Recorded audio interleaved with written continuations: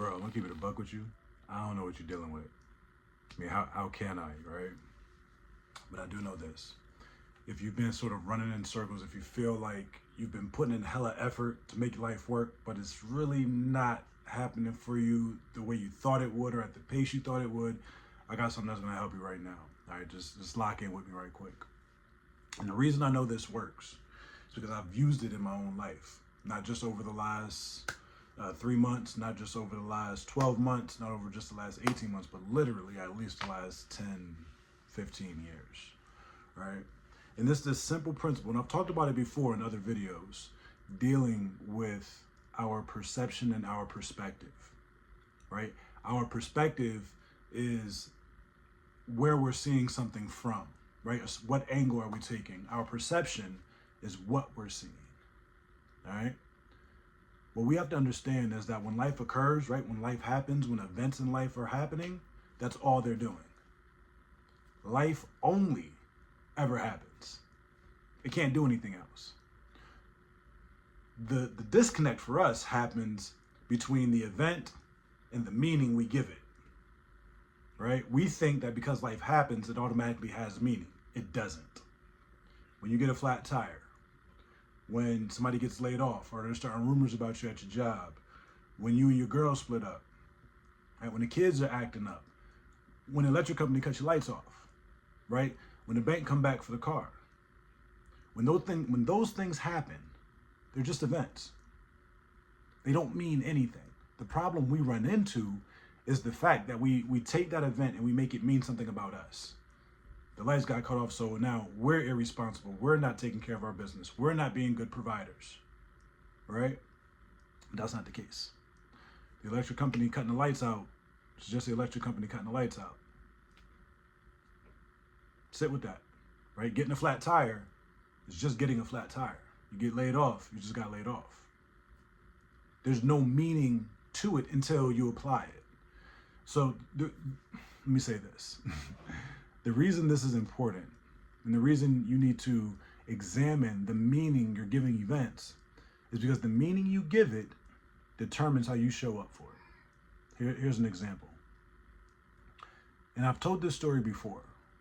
In 2024, early January, right? The company I was working for goes bankrupt. And I remember it was the Friday before Martin Luther King's Day. I'm sitting there, and one of the guys in the bank I was working at, he was talking with one of the owners of the business. And he I could just tell from the conversation that things weren't good. And so I looked at my coworker and I was like, yo, we ain't getting paid this week. He was like, there's more than that. All right.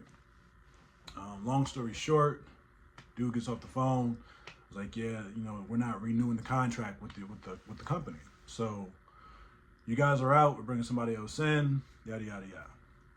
Long story short, I was out of a gig.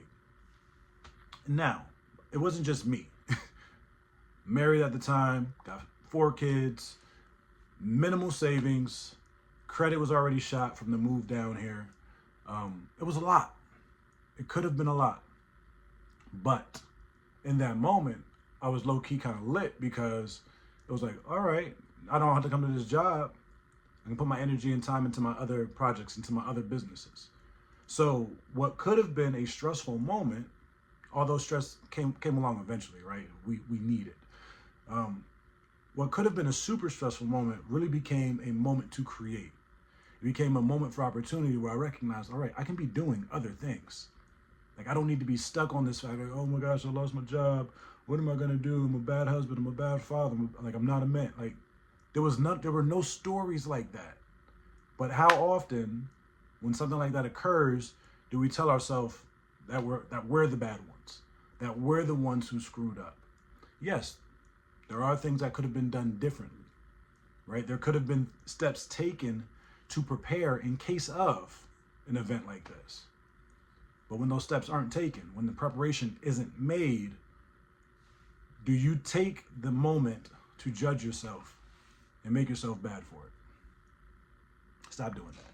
This is your permission slip to not do that. So pay attention to what shows up in your world when you're calling calling life whatever you want to call it, right? You can call it a problem. You can call it stressful.